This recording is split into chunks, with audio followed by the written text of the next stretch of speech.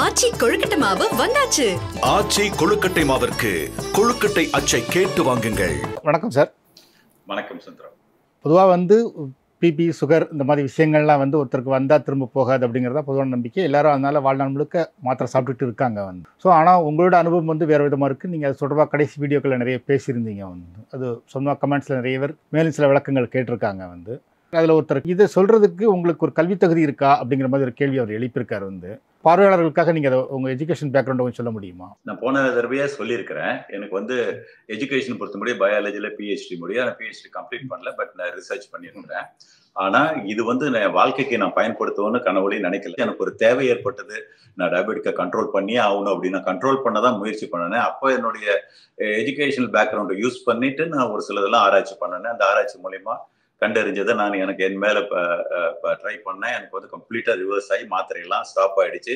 இது போன எபிசோடில் தெளிவாக நிறைய பத்திரிக்கை சொல்லியிருக்கேன். வேணா அதில் போய் பார்த்தா எதனால எனக்கு இதில் நான் கூக்கானன்னு சொல்லலாம். பிசியோபேத்தாலஜி முழுசாக படித்து பல மணி நேரம் அதுக்குள்ளே போய் நம்ம சாப்பாடு எப்படி ஹார்மோன் இன்ட்ராக்ட் பண்ணுது, இந்த ஹார்மோன் எப்படி நம்ம பாடி இன்ட்ராக்ட் பண்ணுது அப்படிங்கிறத முழு விவரமும் தெரிஞ்ச வாட்டி தான் நான் ஒரு குரூப், வாட்ஸ்அப் குரூப் ஆரம்பிச்சேன். அந்த குரூப்பை பத்தி நான் ஏற்கனவே சொல்லியிருக்கிறேன்.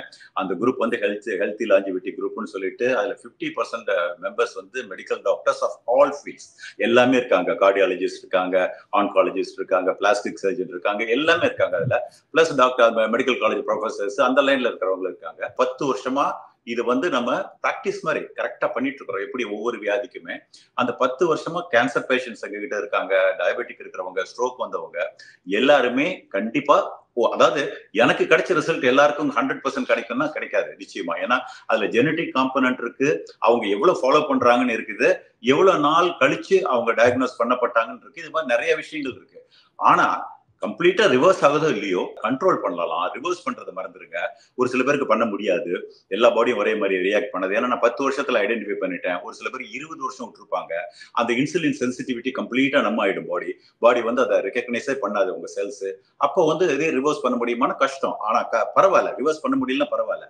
நம்ம கரெக்டான டயட்டை யூஸ் பண்ணும்போது கொஞ்சம் குறையிறது மட்டும் இல்ல, அதனால வரக்கூடிய விளைவுகள். ஏன் நம்ம டயபெட்டிஸ் கவலைப்படுறோம்? டயபெட்டிஸ் உங்களுக்கு எந்த பாதரும் பண்ணாது. டயபெட்டிஸோ பிளட் பிரஷரோ ஒண்ணுமே தெரியாது. கொலஸ்ட்ராலோ உங்களுக்கு சைலண்ட் கில்லர் இருப்பாங்க.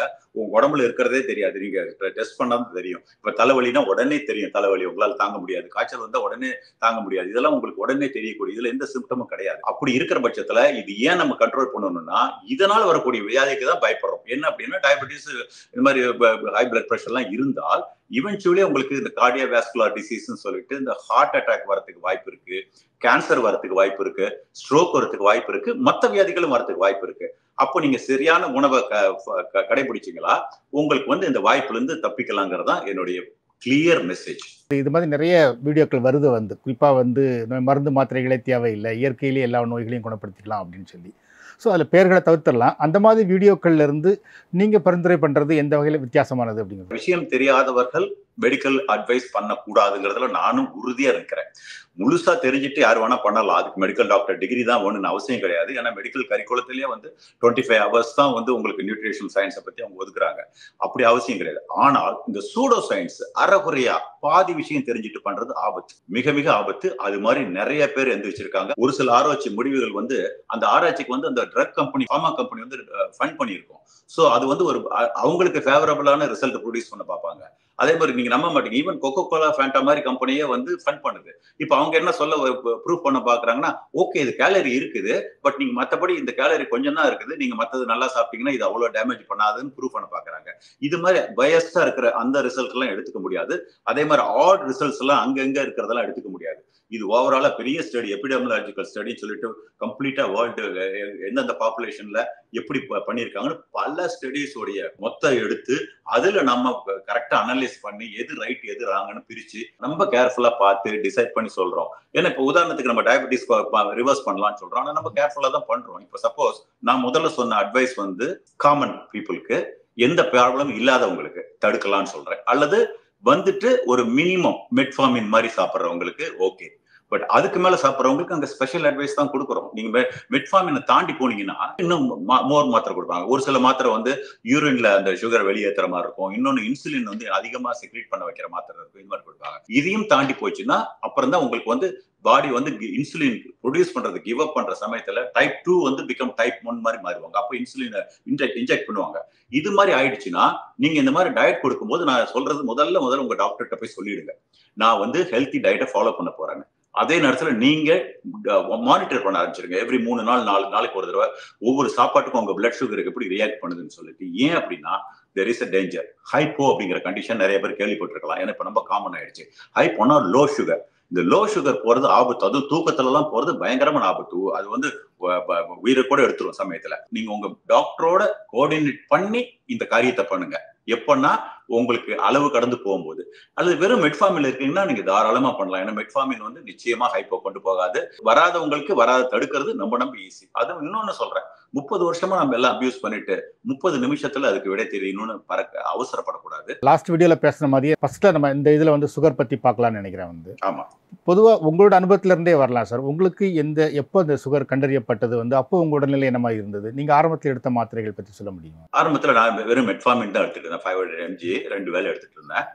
ஆனா 8 HbA1c இந்த 3 மாசம் அளவு 8 போயிடுச்சு. அதுக்கு பிறகு நான் வந்து குறைக்க தான் பார்த்தேன், ரிவர்ஸ் பண்ண பார்க்கல. அப்ப எனக்கு தெரியாது ரிவர்ஸ் பண்ண முடியும்னு கூட தெரியாது. ஆனா எனக்கு வந்து 4க்கு வந்துருச்சு, 4.2 வந்துருச்சு. டாக்டர்ஸ் வந்து மாத்திரையை நிறுத்தினாங்க. அப்பதான் எனக்கு ஒரு நம்பிக்கை வந்தது. உங்க குடும்பத்துல முன்னாடி யாருக்கும் இந்த மாதிரி சுகர் இருந்ததா சார்? எங்க அக்காக்கு இருந்தது. அவங்களும் ரிவர்ஸ் பண்ணிட்டாங்க. நான் ரிவர்ஸ் பண்ணி அவங்களுக்கு சொன்னேன், அதே மாதிரி அவங்களுக்கு ஆயிடுச்சு. ஆனா எனக்கான மாதிரி எல்லாருக்கும் ஆகணும் அவசியம் இல்லை, அதையும் நீங்க புரிஞ்சுக்கணும். ஆனா குறையும், ரிவர்ஸ் ஆகலனால குறையும்.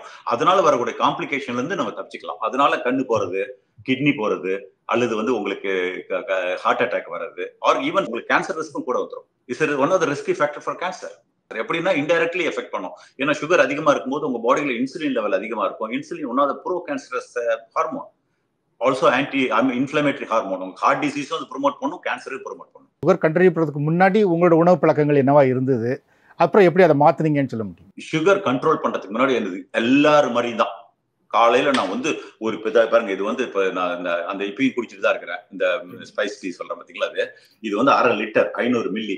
இந்த 500 மில்லிக்கு இந்த பாக்கெட்ல வருது பாத்தீங்களா ஆரஞ்சு ஜூஸ், அது காலையில பிரேக்ஃபாஸ்ட்டுக்கு இவ்வளவு குடிப்பேன் நல்லதுன்னு நினைச்சு. ஆனா அது எவ்வளவு பெரிய தப்பான ஒரு விஷயம் நான் செஞ்சிருக்கேன்னு அப்புறமா தான் எனக்கு தெரிஞ்சது. அந்த ஆரஞ்சு ட்ரிங்க் பாக்கெட்ல என்னன்னா, அப்ப எனக்கு தெரிஞ்ச நாலேஜ்ல நோ சுகர் ஆடட். அப்ப சுகர் ஆட் பண்ணல, இது நேச்சுரல் தானே ஆரஞ்சு, இதுல என்ன இருக்குன்னு.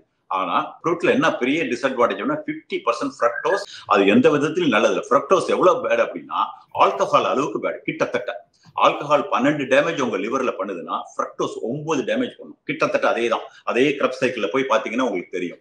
சோ எண்டாவது டே அந்த ஃப்ரக்டோஸ் நம்ம அவ்வளவு லோடு நான் எடுத்திருக்கிறேன். அப்ப அதுல என்ன பண்ணிடுறாங்க, இவங்க ஷெல்ஃப் லைஃப்காக வேண்டி அந்த ஃபைபர் எல்லாம் எடுத்துட்டு வெறும் ஜூஸை போடுறாங்க. அப்ப நீங்க ஃபுல்லா இவ்வளவு குடிச்சீங்கன்னா 250 ml எனக்கு ஃப்ரக்டோஸ் சொல்ல போது லிவர் லோடு வந்து அது ஈக்குவலா 2 பியர் குடிச்சா என்ன எஃபெக்ட் வருமோ அந்த எஃபெக்ட் உங்க லிவரை டேமேஜ் பண்ணும். அது வந்து அதனாலதான் நான் ஃபேட்டி லிவர் டிசீஸ் எல்லாம் வரதெல்லாம் இந்த மாதிரி heavy load of fruit juices and fruits. Fruit வேணுமா, ஒரு ஆரஞ்சு சாப்பிடுங்க. இந்த மாதிரி பாட்டில்லையோ இதில் விற்கிற எந்த ட்ரிங்க்குமே பண்ணாங்க, ஜூஸும் போடாதீங்க. அப்படி சாப்பிடும்போது உங்களுக்கு அதனுடைய ஃபைபரும் போகும், அந்த ஃப்ரக்டோஸ் லோடு ஸ்லோவா போகும். உங்க பாடி வந்து அந்த ஃப்ரக்டோஸ் யூஸ் பண்ணிக்கும். எனிவே அது ஒண்ணு. அதே மாதிரி மார்னிங் மற்றவங்களாட்டம் தான் நான் பிரேக்ஃபாஸ்ட் கார்ன்ஃபிளாக்ஸ் சாப்பிடுவேன், இட்லி சாப்பிடுவேன், தோசை சாப்பிடுவேன், மத்தியானம் லஞ்சு சாப்பிடுவேன். நல்லாவே பொரியல் கொஞ்சமா தான் இருக்கும். ஒரு சில பொரியல் பிடிக்கும், பிடிக்காதுன்னு எனக்கு ரிசர்வேஷன். மஷ்ரூம் பிடிக்காது, அது பிடிக்காது, இது பிடிக்காது, ரிசர்வேஷன் இருக்கும். நைட்டும் அந்த மீல் சைஸ் எதுவுமே மற்றவர்கள்ட்ட இருந்து எந்த மாறுபட்ட உணவும் நான் சாப்பிடல வரத்துக்கு. இதுக்கு இந்த 10 வருஷமா நான் டயபெட்டிக்கா இருக்கும்போது. ஆனால் இதெல்லாம் எவ்வளவு தவறுன்னு தெரிஞ்சுக்கிட்டு இது அத்தனையுமே நான் மாத்தினேன். காலையில உணவுல எனக்கு கொஞ்சம் பச்சை காய்கறிகள் இருக்கணும். அது ஒன்னா சாலட் வச்சுப்பேன், சாலடு ஆம்லெட். இந்த கார்போஹைட்ரேட் அவாய்ட் பண்ணிட்டேன் கம்ப்ளீட்டா. காலையில பிரேக்ஃபாஸ்ட்ல எய்தர் வந்து ஆம்லெட் போட்டுப்பேன், 2 முட்டை போட்டு வெங்காயம், அது கொஞ்சம் பல்க் பண்ணுவேன். அதுல மஷ்ரூம் எனக்கு பிடிக்கலனா கூட அந்த முட்டையில போட்டுக்குவேன். பிளஸ் வந்து இந்த மாதிரி ஜூஸ் குடிக்கிறதெல்லாம் கம்ப்ளீட்டா ஸ்டாப் பண்ணிட்டு நான் வந்து ஒன்னா வந்து பவுல் ஆஃப் சாலட் சாப்பிடுவேன். அப்படி இல்லாத பட்சத்துல பொரியல் கூட வச்சுக்குவேன். அது கூட நல்ல ஒரு 200-250 கிராம் பொரியல் வச்சுக்குவேன். பொரியல் வச்சுட்டு அதை சாப்பிட்டுருவேன். அப்படி எதுவுமே இல்லைன்னா கூட வெள்ளரிக்காய், வெங்காயம், தக்காளின்னு ஏதாவது வெட்டி போட்டு ஒரு கொஞ்சம் பச்சை வெஜிடபிள் அதோட சேர்த்துக்குவேன். இதுதான் மார்னிங் பிரேக்ஃபாஸ்ட். லஞ்ச் அப்போ ரொம்ப மினிமம் ஏதாவது ஒன்று, அது ரைஸ் தான். சப்பாத்தில ஒரு சில டிஸ்அட்வான்டேஜ் இருக்குங்கிறதுனால நான் வந்து ஐ ப்ரிஃபர் ரைஸ். அதனால கொஞ்சமா ரைஸ் எடுத்துக்கிட்டு பொரியல் அதிகமா சேர்த்த ஆரம்பிச்சுட்டு அதே மாதிரி தான் நைட்டும் இது மாதிரி பண்ணிட்டு இருந்தேன். அப்புறம் லேட்டர் தான் நான் வந்து 2 மீல் பேட்டர்ன் போயிட்டேன். அதாவது என்னன்னா vitamin, mineral and plant chemicals. நீங்க பிளான்ட்ல பார்க்கல கலரு, ஒரு ஸ்ட்ராபெரியில 800, 1000 இருக்குங்கிறாங்க. இன்னும் ஆயிரக்கணக்கான இது இருக்குன்னு இப்பதான் கண்டுபிடிச்சிட்டு இருக்கோம். அது புது சயின்ஸ். எல்லாத்துக்கும் கலர் கொடுக்கறது எல்லாமே ஃபைட்டோ கெமிக்கல்ஸ். அந்த ஃபைட்டோ கெமிக்கல்ஸ் உங்க பாடியில ஏதோ மிரக்கல் பண்ணிட்டு தான் உட்காந்துருக்கு இப்போ. அதெல்லாம் தான் உங்க பாடியை வந்து கம்ப்ளீட்டா பண்ணுது. Plus nutrient dense food. ஒரு கேலரி சாப்பிட்டீங்கன்னா நிறைய நியூட்ரியன் டென்ஸ் இருக்கணும், அவ்வளவுதான். அதை வச்சுதான் நான் இப்போ வந்து என்னுடைய ஃபார்முலேட் பண்ணி நானும் சாப்பிட்றேன், மற்றவங்களுக்கு அட்வைஸ் பண்றேன். சார் அதுல ஒருத்தர் வந்து ஒரு கேட்டிருக்காரு வந்து உங்களுடைய டயட் சார்ட் சொல்ல முடியுமா அப்படின்னு கேட்டிருக்காரு. என்னுடைய டயட்டை எல்லாராலையும் ஃபாலோ பண்ண முடியாது. முதல்ல புரிஞ்சுக்கோங்க. என்ன காரணம்னா 2-3 விஷயம். ஒன்னு அவைலபிலிட்டி. அது மட்டும் கிடையாது. அவைலபிலிட்டி மட்டுமே கிடையாது, எல்லாருக்கும் ஒத்துக்காது. நான் வந்து இப்ப பாருங்க திருப்பி காமிக்கிறேன். 500 ml வந்து ஸ்மூத்தி. இந்த ஸ்மூத்தில வந்து கீரை, நான் வந்து கேளு இங்க இருக்கிற நிறைய வெரைட்டிஸ் ஆஃப் கீரை போட்டுருவேன். கீரை போட்டுட்டு சியா சீடு, லென் சீடு, அப்புறம் இந்த ஃபிளக்ஸ் சீடுன்னு சொல்லுவாங்க அப்படி, அது ஆல்மண்ட் மில்க், அப்புறம் வந்து கொஞ்சம் ஒரே ஒரு பனானா, அப்புறம் வந்து இது போடுவேன் மிக்ஸ்டு பெரிஸ். பெரிஸ் வந்து பவர்ஃபுல் ஆன்டி கேன்சரஸ். அது one of the best fruits. எப்படி நம்ம ஊர்ல பையாவோ அது மாதிரி இங்க பெரிஸ். இதை நான் போட்டு இதுல வந்து ஒன்னு குடிப்பேன். பிளஸ் சம்டைம் வந்து 2 ஆம்லெட் இதோட சேர்த்து சாப்பிட்டுருவேன். அவ்வளவுதான்.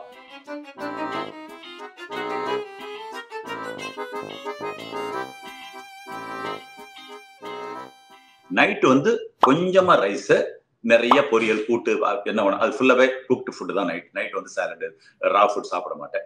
இன் பிட்வீன் பசிச்சதுன்னா ஒரு சேஃபா ஒரு பழம், அதுக்கு மேல இல்ல, பழம் கொஞ்சம் நட்ஸ் தான் எடுத்துப்பேன்.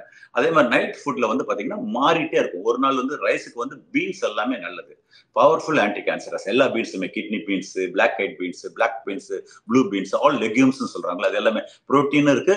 நம்ம சாப்பிட்றத ஒண்ணு ஞாபகம் வச்சுக்கோங்க. என்னுடைய பிரின்சிபல் என்னன்னா, நீங்க கார்போஹைட்ரேட் சாப்பிட்றீங்களோ, ஃபேட் சாப்பிட்றீங்களோ, புரோட்டீன் சாப்பிட்றீங்களோ, நியூட்ரியன் டென்ஸ் ஹெல்த்தியா சாப்பிடணும். இது எதுவுமே அன்ஹெல்த்தியா சாப்பிடக்கூடாது. இதுல எல்லாமே ஹெல்த்தியும் இருக்கும், அன்ஹெல்த்தியும் இருக்குது.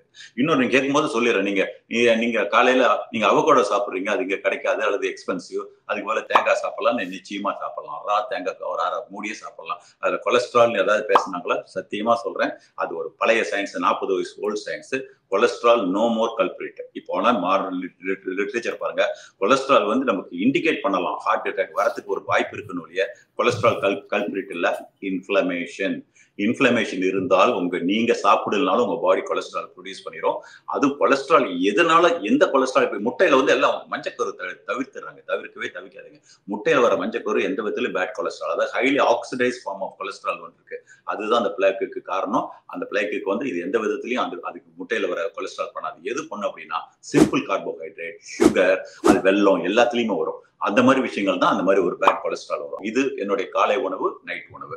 அப்புறம் வந்து 5 நாள் எக்ஸசைஸ், 50 இருந்து 60 நிமிஷம், மேக்ஸிமம் 1 hour. அதுல வந்து 1/2 hour நடை, ஃபாஸ்ட் நடை, ட்ரெட்மில்ல பண்ணுவேன். பண்ணிட்டு ஏன்னா அப்பதான் எனக்கு அந்த ஹார்ட் ரேட் நான் பார்த்துட்டு நடக்கணும்னு சொல்லி என்னோட ஹார்ட் ரேட் மேக்ஸிமம் என்னோட ஏஜுக்கு எவ்வளவு அலோவ் பண்ணுதோ அவ்வளோ கொண்டு போயிட்டு அதுக்கு பிறகு சிம்பிள் எக்ஸசைஸ். நம்ம வந்து 6 பேக் பண்ண போறது இல்லை, இது ஒன்று போட்டிக்கெல்லாம் போறது இல்லை, அதனால அது தேவையும் இல்லை. இன்ஃபேக்ட் அது நல்லது இல்லைன்னு நான் சொல்லியிருக்கிறேன். நிறைய பேர் கேட்டிருந்தாங்கன்னு நினைக்கிறேன், அதுக்கு கூட பதிலாக சொல்லிடலான்னு. இப்போ நீங்க இப்படி சொல்லிட்டீங்க, நட்ஸ் சாப்பிடுங்க, பீன்ஸ் சாப்பிடுங்க, இது மாதிரி கேல் சாப்பிடுங்க, பெரி சாப்பிடுங்கன்னு. அஃபோர்ட் பண்ண முடியாது. உண்மையாலுமே I feel sorry for them. கஷ்டம் தான். ஆனா ஒன்னே நினைச்சுக்கோங்க, அஃபோர்ட் பண்ண முடியலனாலும் உங்களால என்ன முடியுதோ, இது அத்தனையும் செய்ய முடியலனா கூட ஒரு 50%, ஒரு 40% அது பண்ணனா கூட உங்க நோய் குணமாகுது இல்லையோ, நோயினால் வரக்கூடிய விளைவுகள், எதுக்கு நம்ம பயப்படுறோம்னா, திருப்பி சொல்றேன், heart attack, cancer, stroke and other disease, அது வராது இருக்க தவிர்க்கலாம் அல்லது தள்ளி போடலாம்.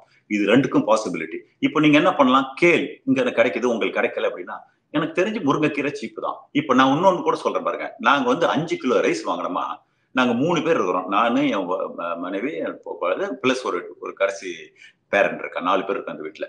இப்ப 4 பேருக்குமே 5 கிலோ அரிசி வாங்கினோமா, கிட்டத்தட்ட 1.5 மாசம், சமயத்துல 2 மாசம். அப்படின்னா நாங்க எவ்வளவு குவான்டிட்டி கம்மியா சாப்பிட்றோம்னு பாருங்க. நீங்க அந்த அரிசி வாங்கும் போது அந்த 5 கிலோ ரைஸ நீங்க ஒரு 3 பேர் குடும்பத்துல 1.5 மாசம் வச்சுக்கோங்க, குறைச்சலா சாப்பிடுங்க. அதுதானே சொல்றாரு, உங்களுக்கு நல்லது. அதுல மிச்சமாற காசுல சீப்பா அந்த உங்களுக்கு சரியும், காய்கறி ஒரு சமயத்துல தக்காளி சீப்பா மார்க்கெட்ல வந்துடும், கத்திரிக்காய் சீப்பா வரும். எது சீப்பா கிடைக்குதோ அதை வாங்கி சாப்பிடுங்க. சிம்பிள். காய்கறி சேர்த்தாத ஒரு சாப்பாடு, நீங்க இட்லி சாப்பிட்டா கூட காய்கறி சேர்த்தாத சாப்பிடாதீங்க. இட்லிக்கு சட்னி சாம்பார் வச்சுட்டு தான் சாப்பிடுறோம், நம்ம எப்பயும் காய்கறி வச்சுக்கிறது இல்ல. எது சீப்பா கிடைக்குதோ அந்த நேரத்துல உங்களுக்கு கிடைக்குதோ அதை சாப்பிடுங்க. இல்ல வெங்காயம் எல்லாம் சீப்பு தான், வெங்காயத்தை வெட்டி கூட சாப்பிடுங்க. அது கூட வெங்காயம் எல்லாம் very very powerful potent anti cancerous and very very health improve பண்ணும். அல்லது வேற ப்ரியாரிட்டி வச்சுக்கோங்க. உங்க என்டர்டைன்மெண்ட் 2 சினிமா போறீங்கன்னா ஒரு சினிமா போங்க. அந்த ஒரு சினிமா உங்களோட, ஏன்னா இது வந்து நீங்க உங்க ஹெல்த்துக்கு இன்வெஸ்ட் பண்றீங்க. ஃபியூச்சர்ல கஷ்டம் வரும்போது அது ரொம்ப மிக மிக கொடுமை. நீங்க டாக்டருக்கும் செலவு பண்ண முடியாது, ஹாஸ்பிட்டலுக்கும் போகும், இதை விட பல மடங்கு நீங்க செலவு கடை வாங்க வேண்டியதா வந்துடும். அதை ப்ரிவென்ட் பண்ணணும்னா இன்னைக்கு நீங்க போடுற முயற்சி முக்கியம். இதுல நான் பர்சனலா கூட நான் பாதிக்கப்பட்டது மட்டும் இல்லைங்க, ஒரு வியாதியினுடைய கொடுமையை நான் அனுபவிச்சிருக்கேன். ஏன்னா படிக்கிற காலத்துல கல்லூரியில நான் போஸ்ட் கிராஜுவேஷன் படிச்சுட்டு இருக்கும் போது எங்க அப்பாவுக்கு 52 வயசு, லங் கேன்சர்ல இறந்தாரு. கண்ணு முன்னாடி அந்த கேன்சர் இறக்கும் போது அவங்களுக்கு எவ்வளவு பெயின், அவங்கள சுத்தி இருக்கிறவங்களுக்கு எவ்வளவு பெயின், இதெல்லாம் நான் அதாவது அந்த காலத்துல எனக்கு விவரம் தெரியாத காலத்துல நான் அந்த மாதிரி நேரத்துல அனுபவிச்சு மிகவும் எங்க அப்பா மட்டும் ஒருத்தர் தான் பிரெட் வின்னர், அதாவது பணம் சம்பாதிக்கிறவர். படிக்கும் போது நடந்திருக்கு. அப்ப இமேஜின் பண்ணி பார்த்துக்கோ. அதுக்கு பிறகு என் வாழ்க்கையில நானே கையை ஓணிக்காரனை போட்டு வந்தவன் தான். எனிவே அதெல்லாம் அனுபவிச்சிருக்கு. இது இன்னொருத்தங்களுக்கு வரக்கூடாதுன்னு ஒரு உன்னதமான எண்ணத்துல சத்தியமா சொல்றோம் இல்லையா. இதுல எந்த பண நோக்கமோ எந்த நோக்கமும் எனக்கு சுத்தமா கிடையாது. அதை மட்டும் புரிஞ்சுக்கோங்க. அதனால இதை கொச்சைப்படுத்திடாதீங்க. அரிசி, உப்பு, சர்க்கரை, இந்த மாதிரி பிரதானமான வெள்ளை உணவுகளை தவிர்க்கணும் அப்படிங்கிறது பொதுவாக எல்லாரும் சஜஸ்ட் பண்றது. ஸோ நீங்க எப்படி சார், நீங்க அந்த மாதிரி விஷயங்கள் தவிர்த்துட்டீங்க அப்படிங்கிறது? So most of the white அப்படித்தான். உண்மையாக சர்க்கரைங்கிறது வாங்கவே வாங்காதீங்க. சர்க்கரைங்கிறது ஒரு தீபாவளிக்கும் பொங்கலுக்கும் அல்லது ஒரு கிறிஸ்துமஸுக்கும் ஒரு ரம்ஜானுக்கும் பலகாரம் பண்றதுக்காக மட்டும் வாங்குங்க.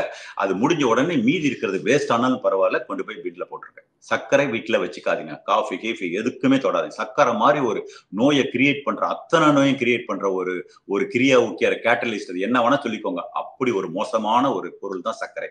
சர்க்கரை வாங்குறத தவிர்க்கணும். ஒரே ஒரு முறை வாங்கினா போதும், அல்லது அந்த பண்டிகை காலத்துல வாங்கிட்டு மீதி இருக்கிறத தூக்கி போட்டுருங்க. அதுக்கு மேல என்ன பண்டிகை, நம்மளும் மனுஷங்க தான், ஒரு ஸ்வீட் சாப்பிடும் சொல்றேன், பிளட் இருந்தா சாப்பிடதான் செய்வேன், இல்லைன்னு சொல்லுவாங்க. ஒன்ஸ் இன் அ பரவாயில்ல. அதே மாதிரி பரோட்டா பிடிக்குதா, என்னைக்கு அது மாசம் ஒரு தடவை சாப்பிடுங்க, தப்பு இல்லை. ஆனா அது வாரம் வச்சுக்காதீங்க, டெய்லி வச்சுக்காதீங்க. ஏன்னா டெய்லி வச்சுக்கிட்டீங்கன்னா டேஞ்சர் உங்களுக்கு. அது இன்ஃப்ளமேட்டரி. இப்ப நான் இன்னொன்னு கூட சொல்றேன், என்னுடைய பொருள் நான் திருப்பி சொல்றேன், anti inflammatory. Anti inflammatory is the key.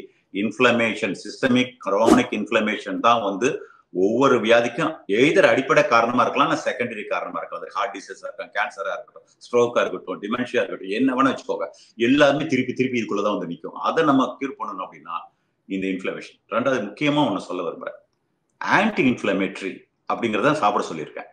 இன்ஃப்ளமேட்டரிலாம் என்னன்னா இந்த கேள்வி எதை தவிர்க்கணும், அது முக்கியமா நம்ம தெரிஞ்சுக்கணும். பொரிச்ச அத்தனையுமே இன்ஃப்ளமேட்டரி. இப்ப நீங்க வடை பாத்தீங்கன்னா, நம்ம வடை, மசால் வடை, ராம வடை, ஒவ்வொரு ஊர்ல ஒன்னு சொல்லுவாங்க. அதுல போடுற அத்தனை இன்கிரீடியன்ட்டுமே ஹெல்த் இம்ப்ரூவிங். கடலை பருப்பு நல்லது, பச்சை மிளகாய் கூட நல்லது, சோம்பு நல்லது, இஞ்சி நல்லது, கருவேப்பிலை நல்லது, கொத்தமல்லி நல்லது, எல்லாம் நல்லது. ஆனா என்னைக்கு அதை 300 டிகிரி ஆயில போட்டு டீப் ஃப்ரை பண்றீங்களோ அத்தனையும் உங்களுக்கு இன்ஃப்ளமேட்டரியா மாறிடும், ஃப்ரீ ரேடிக்கல்ஸ் உண்டாக்கிடும். அதனால இந்த வடை நல்லது, ஆனா பொரிச்சா கெட்டது. இது மாதிரி இத்தனை நல்ல பொருளை போட்டாலே கெட்டதுக்கும் போது பூரி, வடை, பஜ்ஜி, சொஜ்ஜி, நீங்க எல்லாம் இதுக்கு சிப்ஸ், உருளைக்கிழங்கு சிப்ஸ் எல்லாம் டீப் ஃப்ரை பண்ணி, ஃப்ரைட் சிக்கன், இது அத்தனையுமே டேஞ்சர். உங்க உடம்புல இன்ஃப்ளமேஷனை தூண்டி விடும். ஸோ முதல்ல ஃப்ரைட் ஃபுட் அத்தனையுமே என்னைக்காவது ஒரு நாள் ஆசைக்கு சாப்பிடலாம், இல்லைன்னு சொல்ல வரல. வாரத்துல ஒரு நாள், மாசத்துல 4 நாள், 3 நாள், 2 நாள் குறைச்சிக்கோங்க. அதை முதல்ல பண்ண வேண்டியது முக்கியமான ஒண்ணு. அதே மாதிரி ரெண்டாவது முக்கியமா அவாய்ட் பண்ண வேண்டியது டிரான்ஸ் ஃபேட்னு சொல்லக்கூடிய, அதாவது வெஜிடபிள் ஆயில சொலிடிஃபை பண்ணுவாங்க. ஹைட்ரஜனை உள்ள போட்டா சாலிட் ஆயிடும். இதைதான் வெஜிடபிள் கீயும் வெஜிடபிளையும் கன்ஃபியூஸ் பண்ணிக்காதீங்க. இது ரியலி ஸ்பீக்கிங் கவர்மெண்ட் பேன் பண்ணும். இது மோசமான ஃபேட். அது ஒண்ணுதான் மிக மோசமான ஃபேட், வாங்கவே கூடாது. அதை நீங்க கடையில், அதனாலதான் பலகாரம் செஞ்சா வீட்டுல செஞ்சு சாப்பிடுங்க. கடையில டேஸ்டுக்காக அதை போட்டு விட்டுருவாங்க. அது dangerous, very very dangerous fat. அதுக்கு பிறகு இன்னும் என்ன டேஞ்சரஸ் ஃபேட்னு சொல்லி அவாய்ட் பண்றதெல்லாம் சொல்லிடுறேன். நம்ம சாப்பிட்ற சன்ஃபிளவர் ஆயிலோ அல்லது கார்ன் ஆயில், இது ரெண்டும் தான் நம்ம காமனா இங்கேயும் யூஸ் பண்றாங்க. ஐ திங்க் இந்தியாவிலும் யூஸ் பண்றாங்க.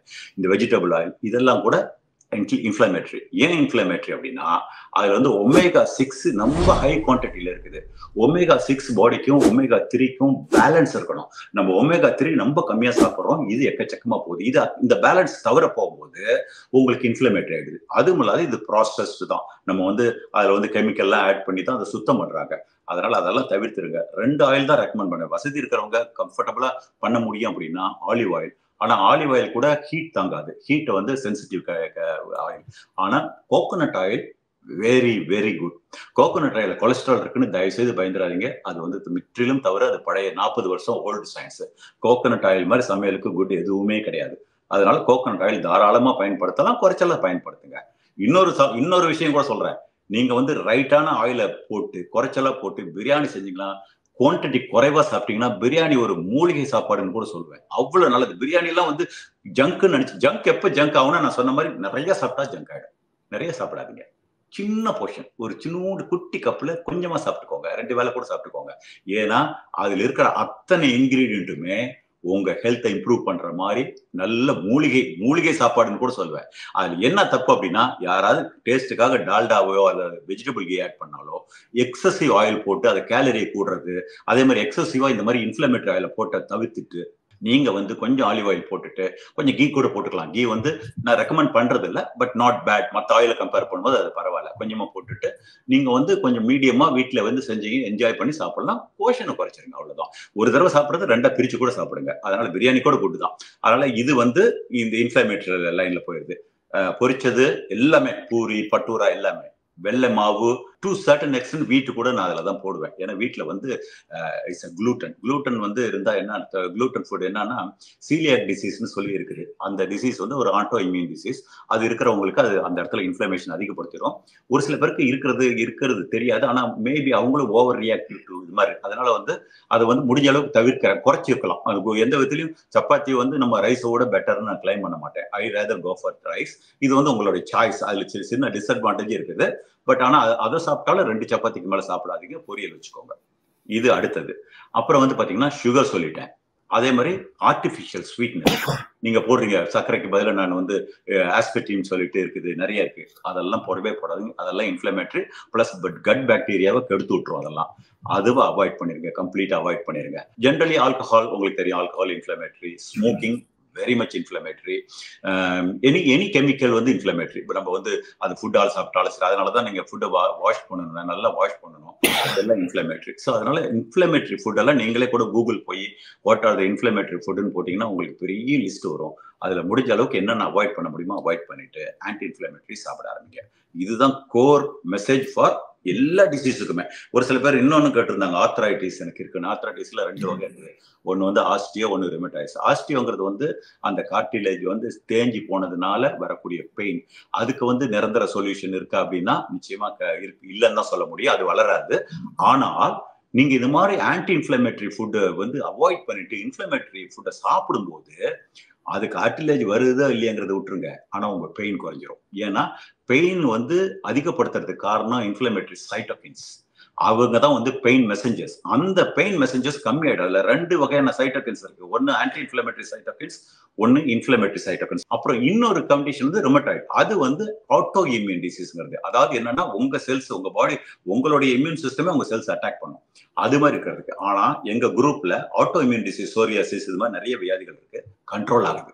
ஸோ நீங்க இது மாதிரி சாப்பிட்டீங்கன்னா உங்க பெயின் கண்ட்ரோல் ஆகும், ஸ்வெல்லிங் கண்ட்ரோல் ஆகும், உங்க மாத்திரை மருந்துகளோட பெட்டர் எஃபெக்ட் வரும். ஸோ எல்லாத்துக்கும் கியூர் இருக்கோ இல்லையோ கண்ட்ரோல் ஆகும், அல்லது உங்களால மேனேஜ் பண்ண முடியும். என்னென்ன சாப்பிடணுங்கிறது ஒருத்தருக்கு ஒரு டயட், ஒரு நாளைக்கு வந்து நீங்க 2ஆ பண்றது புத்திசாலித்தனம். 3ஆ பண்ணீங்கன்னா குறைச்சலா எடுத்துக்கோங்க. காலையில ஐடியலா எக் சாப்பிட்றவங்களுக்கு ஐ ஆல்வேஸ் ரெக்கமெண்ட் எக். ஏன்னா உங்க இன்சுலினோட ஸ்லோவா எடுத்துட்டு போகும். எக் மட்டும் தனியா சாப்பிடாதீங்க. அதோட வந்து நிறைய வெங்காயத்தை வெட்டி போடுங்க. அதுலயே வந்து கேரட்டை சேர்த்துங்க, அல்லது பீட்ரூட் போடுங்க, மஷ்ரூம் வெட்டி போடுங்க. கொஞ்சம் மஷ்ரூம் சாப்பிட்டா கூட போதும். Very very beneficial. இதெல்லாம் அதோட ஆட் பண்ணி அதுல மஞ்சத்தூள் போடுங்க. போய் அதை பல்க் ஆக்குங்க. பல்க் ஆக்கிட்டு அது கூட வந்து ஒரு சின்ன சாலட் எதுவும் இல்லையா, வெள்ளரிக்காய் என்ன அஃபோர்ட் பண்ண முடியுதோ வாங்க. வெள்ளரிக்காய், தக்காளி, வெங்காயம் வச்சுக்கோங்க. அல்லது வந்து இந்த கோஜெட்னு சொல்லிட்டு ஜுக்கோனின்னு சொல்லிட்டு ஒரு இது வெஜிடபிள் இருக்கு. அல்லது beetroot, carrot, even cabbage for that matter. ஆனா என்ன பண்ணுங்கன்னா இந்த மருந்துக்கு பயந்துட்டு நம்ம அதை சாப்பிடாத இருக்க வேண்டாம். அதுக்கு பதிலாக ஒரு நல்லா வாஷ் பண்ணுங்க. வாஷ் பண்ணிட்டு கொஞ்சம் வினிகர், எலுமிச்சம்பழம் கொஞ்சம் லேசா புழிஞ்சு கொஞ்சம் லேசா உப்பு போட்டுட்டு ஒரு 20 நிமிஷம் தண்ணியில நல்லா ஊற வச்சுட்டு அதை தரவா வாஷ் பண்ணிட்டு அதுல எதுவும் பாக்டீரியாவை பார்த்துக்கோங்க. இது மாதிரி பண்ணும்போது இன்னொன்னு சொல்றேன். ஏன்னா இது வந்து என்னுடைய அனுபவத்துல மற்றவங்களுக்கு கொடுக்கும்போது எல்லாத்துக்கும் வயிற்று ஒத்துக்காது. ஃபர்ஸ்ட் எடுத்த உடனே நீங்களும் 1/2 லிட்டர் குடிச்சிடாதீங்க. ஈவன் அந்த இது வந்து ஹெர்பல் டீ அல்லது ஸ்பைஸ் டீ குடிச்சாலும் சரி, அல்லது நான் சொல்ற அந்த வெஜிடபிள் சாப்பிட்டாலும் சரி, கொஞ்சமா பொறுமையா மென்னு நல்ல மாஸ்டிகேட், வாயில வந்து நல்லா அரைச்சு அப்புறம் பொறுமையா சாப்பிடுங்க. பொறுமையா நல்லா அரைச்சிங்கன்னா உங்க டைஜஷன் கொஞ்சம் ஈஸியா இருக்கும். உங்களுக்கு அந்த ப்ளோட்டிங் ப்ராப்ளம் வராது. ஏன்னா இதுல வந்து ஒரு சில பேருக்கு இந்த GERDன்னு சொல்லிட்டு GERDன்னு சொல்லுவாங்க, கேஸ்ட்ரோஈசோஃபேகல் ரிஃப்ளெக்ஸ் டிசீஸ்ன்னு சொல்லிட்டு. அவங்களுக்கு என்னன்னா கொஞ்சம் பிரியாணி சாப்பிட்டா கூட ஏப்பம் வரும், எரியும், நெஞ்சு எரியும். அவங்களுக்கு இது இன்னும் ஒர்ஸ்ட் ஆக்கிடும், அதாவது இனிஷியலா. அதனால நீங்க ஸ்லோவா சாப்பிட்டு கொஞ்சம் கொஞ்சமா உங்க உடம்ப பழக்கினீங்கன்னா அந்த ப்ராப்ளம் கூட சரியாயிடும். ஆயிருக்குது ஒரு சில பேருக்கு, எல்லாருக்கும் ஆயிடுச்சுன்னு சொல்ல மாட்டேன், ஒரு சில பேருக்கு ஆயிருக்குது. இன்ஃப்ளமேட்டரி ஃபுட் அவாய்ட் பண்ணிடுறீங்க, ஃபேட்டி ஃபுட் அவாய்ட் பண்றீங்க, ஃப்ரைட் ஃபுட் அவாய்ட் பண்றீங்க, நேச்சுரலா உங்களுக்கு அதனுடைய அந்த எபிசோட் குறைய ஆரம்பிச்சிடும். உங்களுக்கு அது வந்து பயங்கரமான இரிட்டேஷன், லாங் டேர்ம்ல விடவும் கூடாது. அது கேன் பி கேன்சரஸ் லாங் டேர்ம்ல. அதனால we have to control GRT. அது வந்து சும்மா இன்கன்வீனியன்ஸ் நினைச்சு நம்ம பண்ண வேண்டாம். இதுக்கு பண்ற இதே உங்க மத்த அதுக்கு பண்ற உதவி அதுக்கும் ஹெல்ப் பண்ண ஆரம்பிச்சு. அதனால நீங்க கேர்ஃபுல்லா கொஞ்சம் கொஞ்சமா ஆரம்பிங்க. எடுத்த உடனே நான் பண்றது அப்படி ஃபாலோ பண்ணாதீங்க. ஏன்னா நான் வந்து இது வந்து 10 வருஷம் 15 வருஷமா பழகிட்டேன். கொஞ்சம் கொஞ்சமா தான் இன்க்ரீஸ் பண்ணேன். இதே ஸ்பைஸ் டீ குடிச்சா கூட ஒரு சின்ன கிளாஸ்ல குடிங்க. பட்டை வந்து என்னன்னா சும்மா ஒரு 2 ஸ்மால் சைஸ், இந்த மாதிரி சின்ன சைஸ், அவ்வளவுதான், 1 இன்ச் 1.5 இன்ச் 2 போடலாம். சப்போஸ் உங்களுக்கு லிவர்ல ஏதாவது டிசீஸ் இருக்கு, சிரோசிஸ் இருக்கு, அல்லது வேற ஏதாவது லிவர் டேமேஜ் ஆல்ரெடி ஆயிருக்கு, ஃபேட்டி லிவர் இருக்கு அப்படின்னா அதை மட்டும் அவாய்ட் பண்ணிருங்க. இருந்தா இல்லைன்னா சாப்பிடலாம். லவங்கம், ஏலக்காய், அப்புறம் 1 டீஸ்பூன், நாட் டேபிள் ஸ்பூன், சின்ன ஸ்பூன்ல ஜீரா, 1 ஸ்பூன் பெருஞ்சீரகம், 1 ஸ்பூன் ஓமம், ஒரே 1 ஸ்பூன் ஓமம் இருக்கு. ஓமம் இருக்கு, சின்ன சின்னதா இருக்கும், நல்ல ஸ்ட்ராங் ஸ்மெல் இருக்கும். 1 ஸ்பூன் மிளகு, 1 ஸ்பூன் வெந்தயம். இந்த கலர் வரதுக்கு காரணம் என்னன்னா, நான் இந்த செம்பருத்தி இலை இங்க ஃப்ரெஷ்ஷா கிடைக்காது, அதனால நான் வந்து ட்ரையா வாங்கியிருக்கிறேன். வாங்கி பாக்கெட்ல அங்கேயும் வாங்கலாம், அல்லது ஃப்ரெஷ்ஷா வீட்டுல இருந்தாலும் உங்களுக்கு இருந்ததுன்னா அந்த செம்பருத்தி இலை ஒரு 2-3 பெட்டல்ஸ் எடுத்து அதில் போட்டுருங்க. போட்டுட்டு முக்கியமா கவனிக்க வேண்டியது இஞ்சி வந்து 1 இன்ச்சுக்கு, பூண்டு வந்து ஒரு பெரிய பூண்டு பல்லு, பெரிய பெரிய பூண்டு பல்லு இருக்கு, 5 போடுவோம், நீங்க 10 போடுங்க. அப்புறம் மஞ்சள் கட்டி போடுங்க முடிஞ்ச அளவுக்கு. ஏன்னா அதுல அடல்ட்ரேஷன் ஏதாவது இருக்கும் அப்படிங்கிறதுனால நான் சொல்றேன். ஒரு சின்ன கட்டி, ஒரு இன்ச்சு கட்டி வெட்டி, பிரியாணி இலை இருக்கு பார்த்தீங்களா, அது 2 நாளா உடைச்சு ஒரு 2 லீஃப் போடுவேன். போட்டு நம்ம பிளெண்டர் இருக்கு பார்த்தீங்களா, மிக்சி, அதுல போட்டு தண்ணி ஊற்றி சும்மா ஒரு 2-3 அரை, ஒரு 1 மினிட் அரைச்சப்ப, ரொம்ப கூலா அரைக்க வேணாம், அது 2 உடஞ்சா போதும். சும்மா இடிக்கிற பக்குவத்துக்கு வச்சுட்டு அதை போட்டுட்டு நல்லா கொதிக்க விடுங்க. ரொம்ப கொதிக்க விட வேண்டாம், ரொம்ப கொதிக்க விடுறது நல்லது இல்லை. ஒரு தடவை கொதி வந்த உடனே கொஞ்ச நேரம் விட்டீங்கன்னா அதுல இருக்கிற அந்த எசன்ஸ் எல்லாம் உள்ள இறங்கிடும். இறங்கின பிறகு வடிகட்டின பிறகு இதுல வந்து எலுமிச்சம்பழம் 1 புளிங்க, நல்லா எலுமிச்சம்பழம் புளி, ஏன்னா அப்பதான் குடிக்க முடியும், டேஸ்ட் வந்துடும்.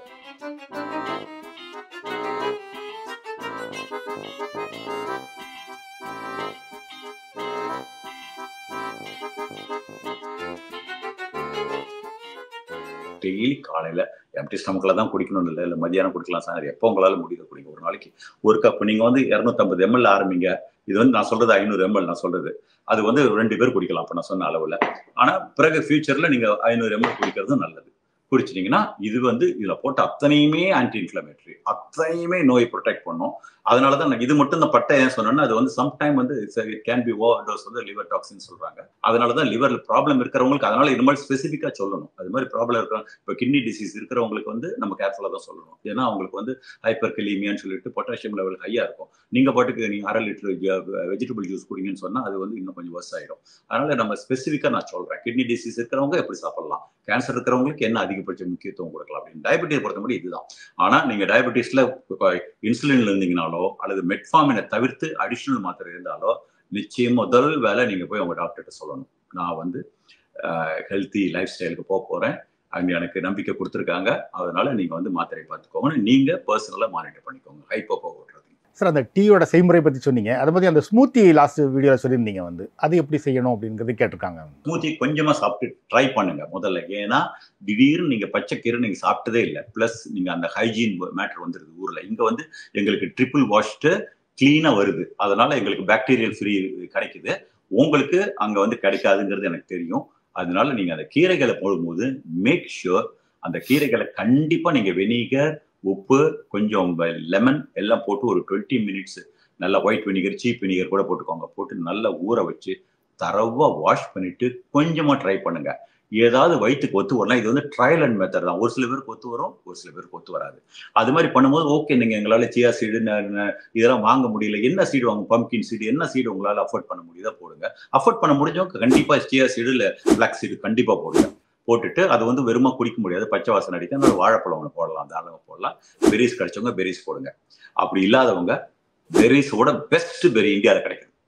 அது என்ன தெரியுமா, ஆம்லா. அதாவது நெல்லிக்காய், பெரிய நெல்லிக்காய், சின்ன நெல்லிக்காய், பெரிய நெல்லிக்காய், அதனுடைய கொட்டையை எடுத்துட்டு நீங்க அதோட ஆட் பண்ணிட்டீங்கன்னா, அதோட நான் தனியா நெல்லிக்காய் ஜூஸை ஒன்று தனியா போடுவேன். அது நான் வச்சிருப்பேன் வீட்டுல ஃப்ரிட்ஜில், 4-5 நாள் வச்சுக்கலாம். அது வந்து என்ன பண்ணுவோம்னா, வெறும் நெல்லிக்காய், அது ஜிஞ்சர், மஞ்சள், அப்புறம் வந்து லெமன், அப்புறம் அதுலேயே கொஞ்சம் மின்ட் போட்டுப்பேன், மின்ட் வாசனைக்காக. மின்ட் அந்த இது நம்ம கொரியாண்டர் அது இதெல்லாம் போட்டு நல்லா அரைச்சி ஜூஸ் எடுத்து எலுமிச்சம்பழம் புளிச்சு நம்ம ஒரு 3 நாளைக்கு ஸ்டாக் வச்சுக்கலாம். ஏன்னா உங்களுக்கு அந்த ஆக்சிடைஸ் அவ்வளவு ஆகாது. உங்களுக்கு லெமன் இருக்கு, ஜிஞ்சர் இருக்கு, இது பிளஸ் நெல்லிக்காய் self is potent anti oxidants. அதனால நீங்க தாராளமா 3 நாள் வச்சு கொஞ்சம் நேரம் ஒவ்வொரு நாள் போடுறதுக்கு சிரமமா இருக்கும். வாரத்துல 3 நாள் இந்த ஒரு கிளாஸ் நெல்லிக்காய் ஜூஸ் குடிச்சு பாருங்க.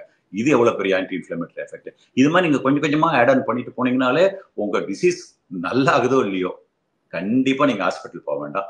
அங்க போற மருத்துவ செலவை தயவுசெய்து சாப்பாட்டுல போடுங்க. கீரை வந்து அதிகம் சாப்பிடும்போது பொட்டாசியம் அளவு அதிகரிக்கும் அப்படின்னு கூட ஒரு நார்மலா இருக்கணும். பொட்டாசியம் அளவு ஒண்ணுமே பண்ணாது. ஏன்னா உங்க பாடி வந்து ஒரு ஹோமியோஸ்டாட்ஸ் என்ன அதிகமா இருந்தா எலிமினேட் பண்ணிடும். தேவையில்லாத வச்சிருக்காரு.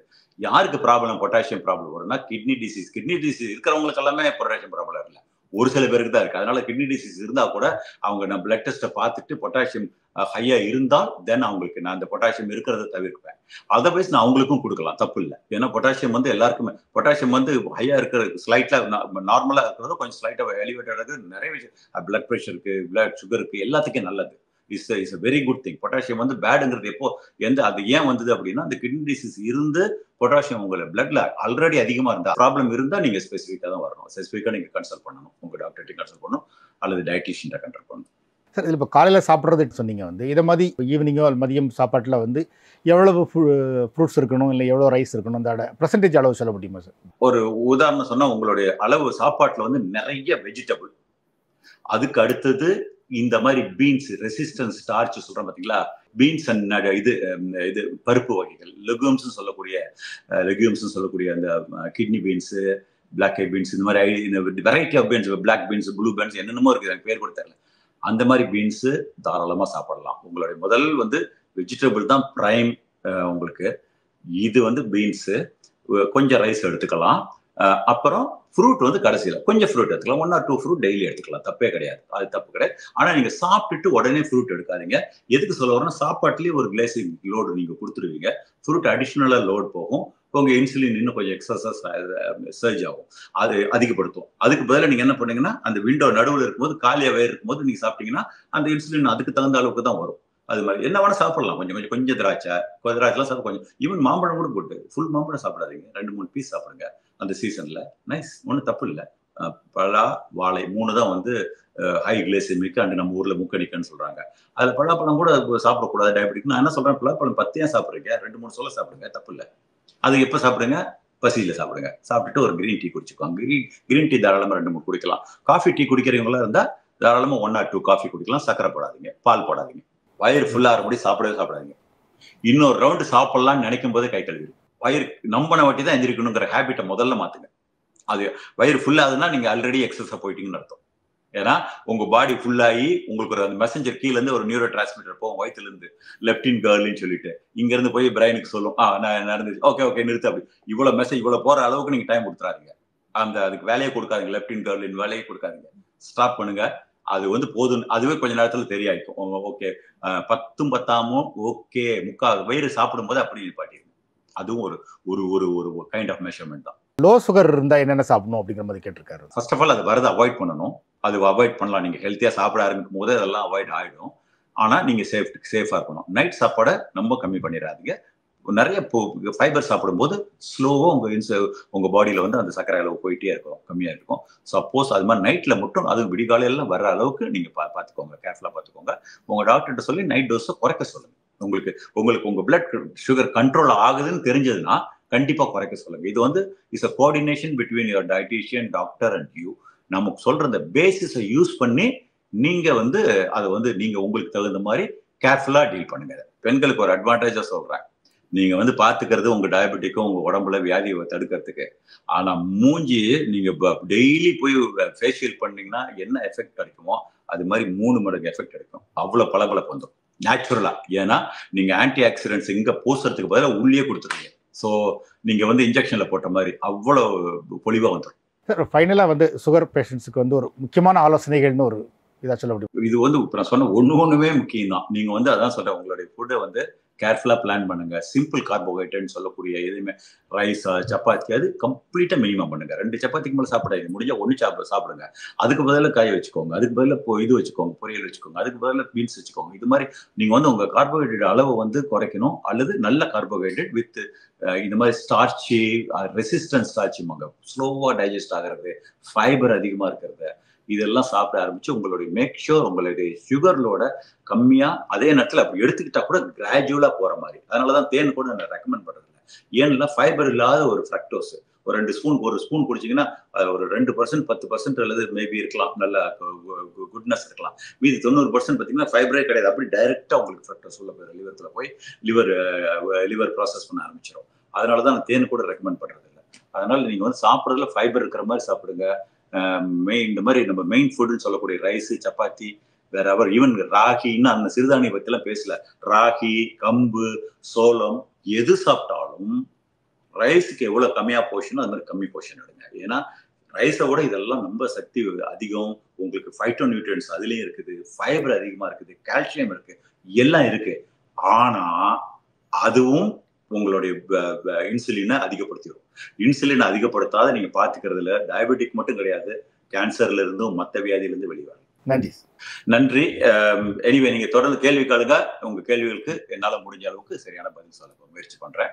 எனிவே உங்களுடைய சப்போர்ட்டுக்கு மிக்க நன்றி. வணக்கம்.